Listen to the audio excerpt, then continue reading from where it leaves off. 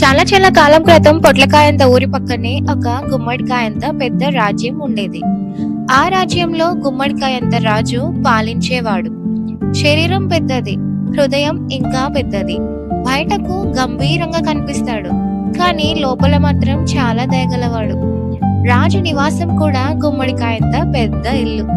గోడలు మందంగా, తలుపులు బలంగా. ఎందుకంటే రాజు చాలా జాగ్రత్తగా ఉండేవాడు. ఆ ఇంటికి తాళం వేసే బాధ్యత కాకరకాయంత తాళం.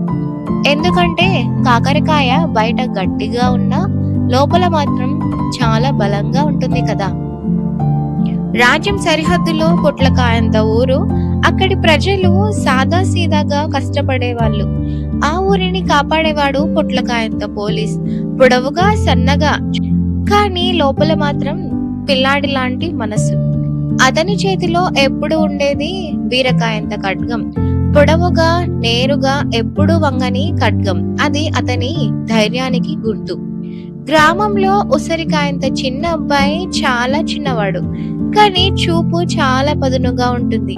అతను అన్నీ గమనిస్తాడు, కానీ అన్నీ మాట్లాడడు.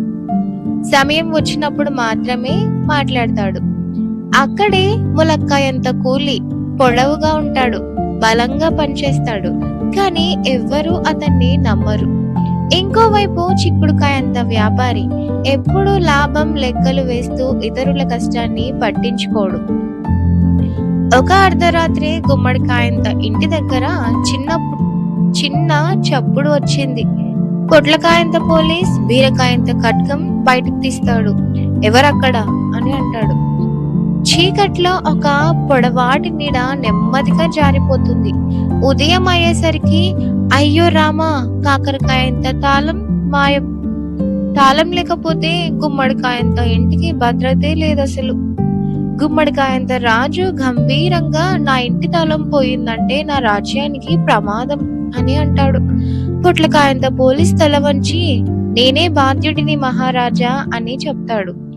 అందరూ అనుమానంగా చూస్తారు ములక్కాయంత కూలి వైపు. ఎందుకంటే అతను రాత్రిళ్ళు బయట తిరుగుతాడు కాబట్టి. కానీ ఉసిరికాయంత అబ్బాయి మెల్లగా అంటాడు, పోలీస్ అన్న, నిన్న రాత్రి నేనొక వింత చూశాను అని అనగానే ఉసిరికాయంత అబ్బాయి చెప్తాడు, తాళం మాయమయ్యే ముందు చిక్కుడుకాయంత వ్యాపారి రాజభవనం చుట్టూ తిరిగాడు. అతని మాటలు చిన్నగా ఉన్నా అందులో నిజం బాగా ఉంది అని పొట్లకాయంత పోలీస్ బీరకాయంత ఖడ్గం నేలకు తాకిస్తూ అంటాడు. ఈసారి ఎవరిని వదిలిపెట్టను అని అంటాడు. వాళ్ళు నది ఒడ్డుకు వెళ్తారు. అక్కడ వింత అడుగు జాడలు చిక్కుడుకాయంత అడుగుల్లా ఉన్నాయి. అయినా కూడా వ్యాపారి చాలా తెలివిగా నటిస్తాడు. నేనా రాజభవనం దగ్గర? నేనెప్పుడు తిరిగాను? అసలు నేను అక్కడికి వెళ్ళలేదు అని అంటాడు. అందరూ మళ్ళీ అనుమానంగా చూస్తారు ములక్కాయంత కూలి వైపు. కానీ ఉసిరికాయంత అబ్బాయి మళ్ళీ మౌనంగా ఉంటాడు, ఏదో పెద్ద ప్లాన్ ఆలోచిస్తూ. ఇంకా ఉసిరికాయంత అబ్బాయి రాజు దగ్గరికి వెళ్లి చెప్తాడు, మహారాజా, నకిలీ తాళం పెడితే నిజమైన దొంగే వస్తాడు అని.